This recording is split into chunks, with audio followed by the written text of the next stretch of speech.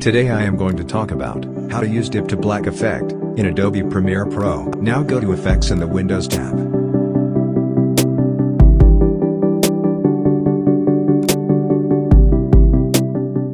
Then type dip to black.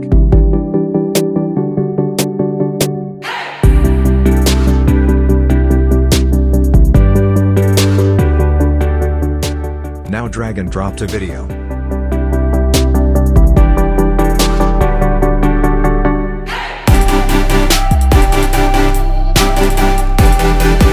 It can be changed in this way.